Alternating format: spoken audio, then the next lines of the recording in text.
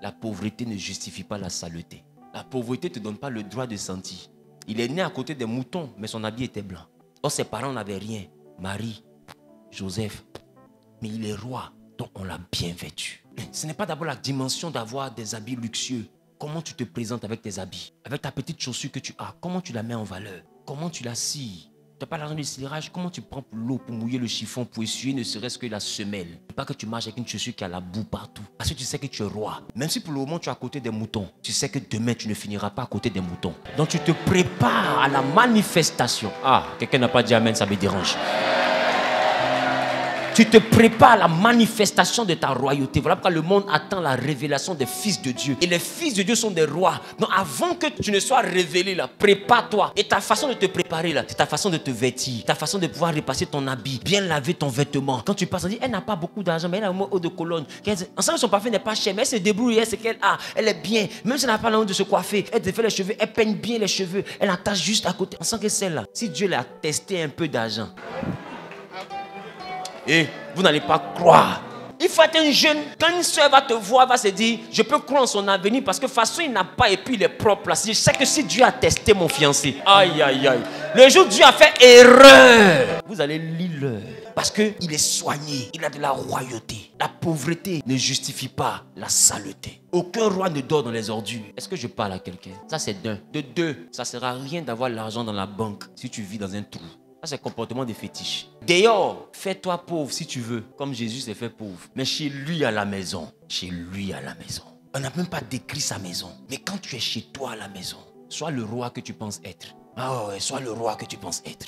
Au lieu de prendre ton argent pour faire des fêtes, pour montrer à tes camarades que tu peux payer champagne pour eux. Quand ils rentrent chez toi, ils vont se demander, mais il n'a jamais rien dépensé, mais j'ai arrivé chez lui. La fille que tu vois, elle est là, elle les seins par l'église. Est-ce que tu es arrivé chez elle? Est-ce que tu es arrivé là-bas? Il faut que quelqu'un dise ça au moins. Ils arrivent, ils ne trouvent pas des choses qui sont trop chères. Mais ils voient au moins un beau petit canapé, petit aquarium, lumière à gauche, à droite. On sait qu'un aquarium là, elle a testé. Elle est en train de frayer la galère. Parce que c'est un poisson qui est dedans. C'est tout petit comme ça. Mais c'est une manière de dire, hey, je suis prêt. Et je suis prête pour la prochaine dimension. Seigneur, si tu appuies sur Next, ils ne vont pas croire. Parce que déjà dans ma petite maison, il y a un poisson. Petit, le coin, petit désodorisant.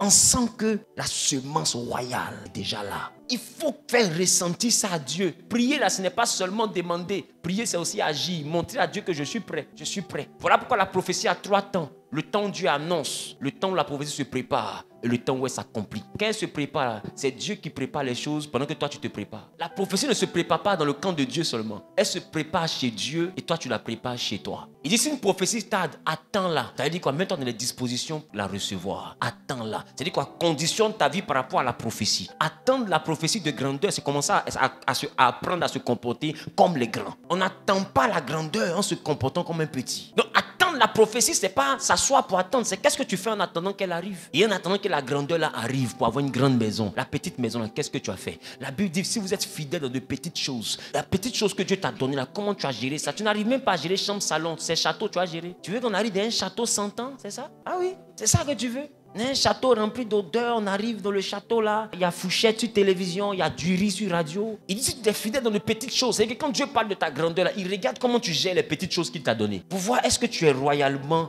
éligible. Si jamais ta maison est bizarre, il ne faut pas dire que tu es mon fils spirituel. Hein. Tu ne te connais pas. Ton petit en train de coucher là, mets ça bien. Même si tu vis chez les gens, quand tu te réveilles le matin, mets la maison bien pour qu'eux tous ils disent, la jeune fille elle a quelque chose. Vous ne voyez pas? La chambre où elle dort là, quand elle se réveille là, tout est bien rangé, tout est bien propre. Elle nettoie le sol, tout est. Quand tu vas dans sa chambre, ça sent bon. Après la maison, c'est un autre bail. Là où elle vit là, c'est propre. Parce que la royauté est avec elle. Ça ne sert à rien d'avoir make-up dans un endroit qui sent mauvais. Un roi ne paraît pas. Un roi, il est. Ça ne sert à rien de paraître propre dehors. Puis chez toi, est une poubelle. C'est bon? Donc avant de te maquiller, là, demande-toi est-ce que ma maison est maquillée. Donc tu quittes ici, tu as l'argent, refais la peinture. Non, les enfants là, ils ont un cri. Les enfants, c'est parce que c'est pour ça. Dieu sait qu'ils ont un cri, c'est pourquoi il a fait que tu as eu un peu d'argent encore. Refais la peinture. On arrive chez toi, doigt ici, pied ici, sauce graine sur le mur. Pas. C'est quoi? C'est le néolithique. C'est le néolithique. C'est dans cette période là que les gens écrivaient sur les rochers pour qu'on sache qu'ils sont passés. On arrive chez toi, les mêmes signes sont là-bas. Un enfant mis comme ça, pas. L'homo sapiens numéro 1. Pas. L'homo erectus. Pas. L'homo. Et tu es fier. Les fauteuils sont déchirés. Puis tu combats la pauvreté. Mais voici la pauvreté. La misère, c'est la ruine. Ne laisse pas ta maison en ruine. Il y a des choses que tu dois libérer. Tu as les moyens de changer. Quitte ici. Change. Ça ne sert à rien de venir faire des offrandes ici. Et puis toi, les fauteuils sont déchirés. On dit aime ton prochain comme toi-même, pas plus que toi-même. La charité bien ordonnée, ça commence par toi-même. Tu n'as pas de télé, tu es donné télé à ton pasteur. Papa, Dieu m'a mis à cœur. Garde ta télé. Dieu t'a mis quoi à cœur? Dieu t'a rien mis à cœur. Tu es un vantard. Tu es un fanfaron. Tu es un misérable. Dieu t'a rien mis à cœur. Ton fauteuil peut pas être déchiré, puis Dieu te met à cœur de me donner un fauteuil. Change ta maison. Que des partis fait PA. Ayez des maisons de rois. Sinon les gens vont douter de mon évangile. Ils vont douter. Ils vont dire, ils sont pasteurs, puis les fidèles, oh, ils ont l'argent pour faire, mais ils sont villageois. Il faut leur donner la royauté par les seringues, par le foutou, peu importe. Il faut qu'ils mangent la royauté. Par perfusion, peu importe, mais vous allez avaler le comprimé de la royauté. C'est le sang, on parle. Nous sommes l'église des leaders.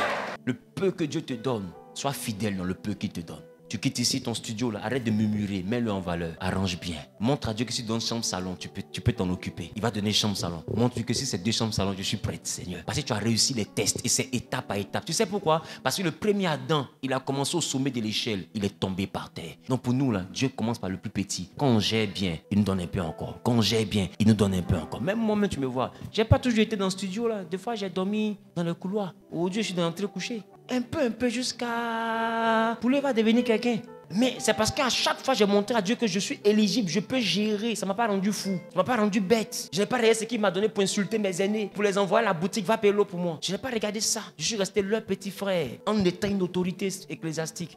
Il faut faire la part des choses. Ta grandeur ne change pas ton âge. Et ton âge ne compromet pas ta grandeur. L'équilibre des mondes. Que Dieu te bénisse.